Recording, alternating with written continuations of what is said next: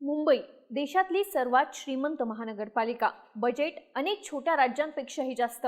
या महापालिकेसाठी तब्बल 9 वर्षांनी निवडणूक होतीये, त्यामुळे सर्वच राजकीय पक्षांनी निवडणुकीसाठी कंबर कसलीये। आता निवडणूक मुंबईत होत असली तरी प्रचारात मात्र दुसऱ्या शहराची चर्चा आहे।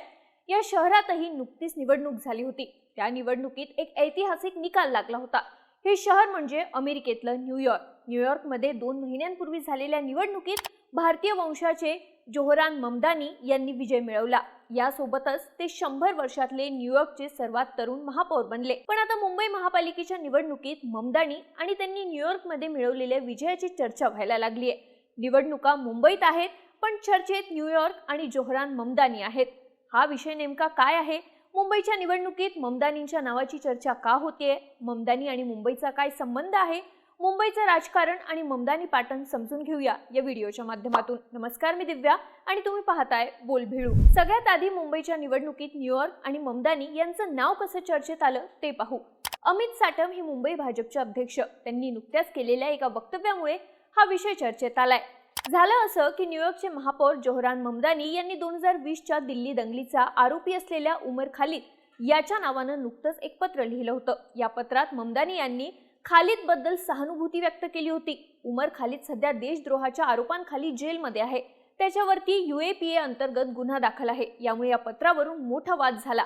हा संदर्भ पकडून अमित साटम यांनी वक्तव्य केलं। साटम म्हणाले की काही आंतरराष्ट्रीय शहरांमध्ये ज्या प्रकारे इस्लामी जिहादींनी कब्जा करून तिथला रंग बदलला, त्याच प्रकारे मुंबईचा रंग बदलण्याचे प्रयत्न सुरू आहेत। हा एक आंतरराष्ट्रीय षडयंत्राचा भाग आहे। काँग्रेस, सपा, MIM, ठाकरे हे देशविरोधी शक्तींना प्रोत्साहन देण्याचा प्रयत्न करतायत। ते मुंबईचा रंग बदलण्याचा प्रयत्न करतायत, पण आम्ही असे प्रयत्न यशस्वी होऊ देणार नाही। आम्ही मुंबईचं ममदानीकरण होऊ देणार नाही, असं साटम म्हणाले। आता अमित साटम यांच्या या वक्तव्यानंतर जोहरान ममदानी यांनी न्यूयॉर्क शहरात मिळवलेला विजय आणि मुंबईचं राजकारण चर्चेत आलंय। हे समजून घेण्यासाठी आपल्याला ममदानी यांनी न्यूयॉर्कमध्ये कसा विजय मिळवला ते जाणून घ्यावं लागेल। भारतीय वंशाचे डेमोक्रॅटिक उमेदवार जोहरान ममदानी यांनी न्यूयॉर्कच्या महापौर पदाच्या निवडणुकीत 50.4% मतं मिळवून विजय मिळवला। ममदानी हे बॉलिवूडच्या प्रसिद्ध डायरेक्टर मीरा नायर यांचे चिरंजीव आहेत। ते न्यूयॉर्कचे पहिले भारतीय अमेरिकन, पहिले मुस्लिम आणि गेल्या 100 वर्षातले सर्वात तरुण महापौर आहेत। त्यांच्या विरोधात स्वतः अमेरिकेचे अध्यक्ष डोनाल्ड ट्रम्प यांनी प्रचार केला होता।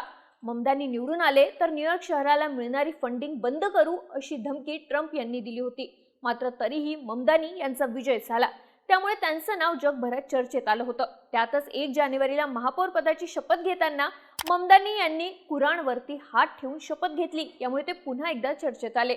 ममदानी यांचं भारतीय वंशाचं असणं, त्यातही मुस्लिम समाजातून येणं आणि आपली ही ओळख आत्मविश्वासानं जगासमोर मांडणं, यामुळे ते फार कमी वेळात लोकप्रिय झाले। ममदानी यांची हीच ओळख त्यांना न्यूयॉर्कमध्ये विजय मिळवण्यात उपयोगी ठरली।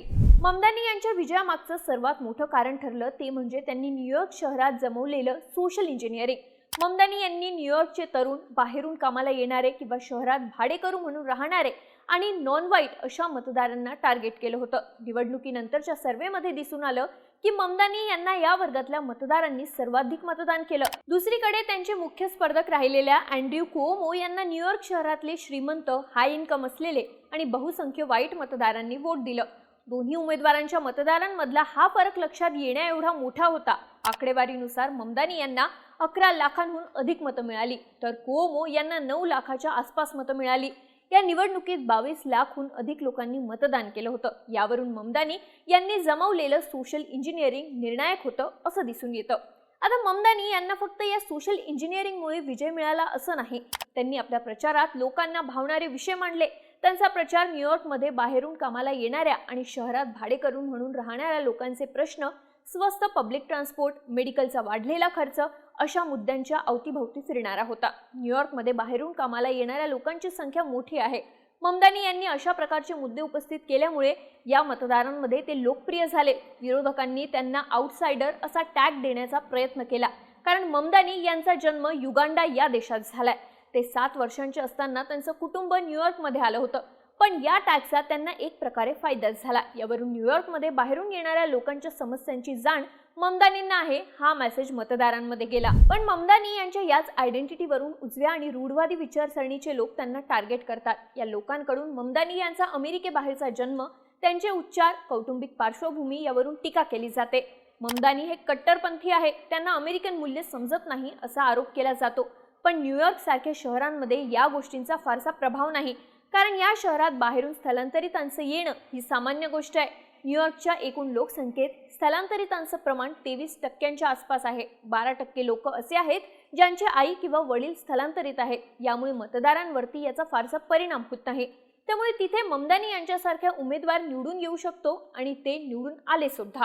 आता मुंबईच्या निवडणुकीत न्यूयॉर्कचं आणि ममदानी यांचं नाव का घेतलं जात आहे, तर एका अर्थानं मुंबई आणि न्यूयॉर्क हे शहरं समान पातळीवरती आहेत. दोन्ही शहरं कॉस्मोपॉलिटियन आहेत. शहरात बाहेरून कामाला येणाऱ्या लोकांचं प्रमाण मोठं आहे. स्थलांतरित मतदारांचा टक्का मोठा आहे. त्यामुळे अनेकदा मुंबई आणि न्यूयॉर्कची तुलना केली जाते.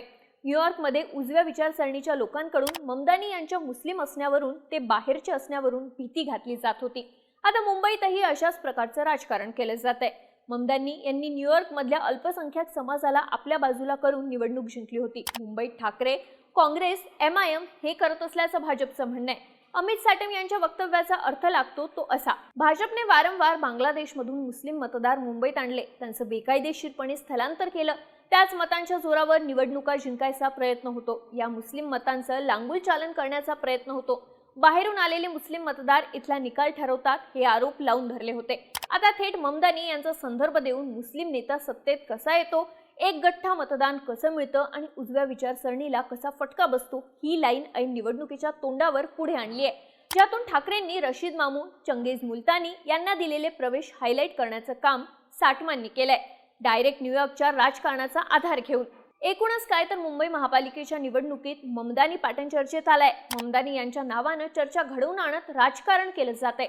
आता मुंबईतले मतदार याला कसा प्रतिसाद देतात, न्यूयॉर्क फॅक्टर मुंबईत दिसतो का, हे पाहणं महत्त्वाचं असेल. तुम्हाला या सगळ्या राजकारणाबद्दल काय वाटतं?